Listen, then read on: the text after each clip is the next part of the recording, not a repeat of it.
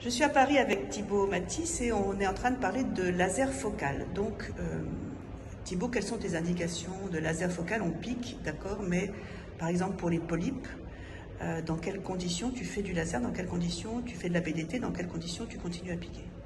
Alors c'est vrai que les polypes, lorsqu'ils sont rétrofovéolaires et que les anti-VEGF fonctionnent bien, j'ai tendance à continuer les anti-VEGF, surtout en cette période de pénurie, on va dire, de vertéporfine qui nous empêche de faire de la PDT. Néanmoins, si le polype est extrafovéolaire, et notamment péripapillaire, on ne peut pas se priver de réaliser un laser focal dessus qui permettrait d'aller occlure le polype et d'éviter de réaliser des anti-VEGF de manière fréquente. C'est vraiment une indication, on va dire, témoin d'une réalisation de laser focal sur une vasculopathie polypoïdale. Et le laser argon, tu le fais ou tu le fais plus du tout sur les polypes? Alors, le laser argon, j'ai encore tendance à en faire sur les polypes. Je peux utiliser éventuellement du laser Navilas, mais dans d'autres indications, notamment lorsque la zone à cibler est plus proche de la fovea et où j'ai besoin d'un ciblage très précis grâce à un eye tracker de cette lésion. Fut un temps, quand il y avait des anastomoses, tu sais, on allait chercher le feeder vaisselle. Est-ce que tu as tendance à faire ce genre de truc ou alors c'est complètement obsolète?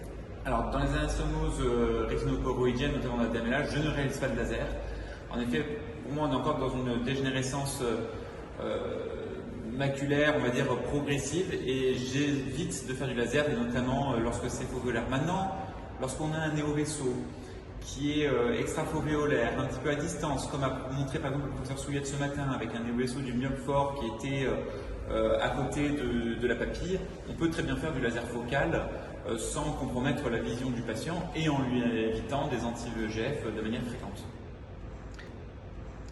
Ok, dernière indication à laquelle je pense comme ça, la CRSC, quand tu as un point de fuite, est-ce que c'est pas tentant de faire un petit laser focal? Bien évidemment, alors la CRSC, j'ai plutôt tendance au début à surveiller pendant plusieurs semaines, 6 semaines, 8 semaines éventuellement, parce qu'on sait que la majorité des points de fuite vont se, entre guillemets, tarir et que le fluide va diminuer. Néanmoins, si le fluide est persistant et entraîne une baisse d'acuité visuelle gênante au patient, on peut réaliser un laser focal et d'ailleurs il faut le faire pour limiter, on va dire, la baisse d'acuité visuelle et les symptômes du patient. Donc si le point est extrafovéolaire, un petit peu loin de la macula, on peut utiliser du laser classique, du laser argon. Maintenant, pour les personnes qui ont le Navilas, on peut aussi le réaliser au Navilas et on peut d'autant plus utiliser le Navilas si le point se rapproche de la fovea pour le faire de manière plus sécuritaire. C'est ce que l'on fait aussi dans la rétinopathie diabétique avec des micro-anévrismes qui sont localisés à côté de la fovea et qui occasionnent un œdème maculaire qui peut compromettre la vision. Oui, c'est vrai que le traitement des petits micro-anévrismes dans le diabète, ça peut vraiment aider. Tu fais ça d'emblée ou tu attends 4-5 injections, par exemple?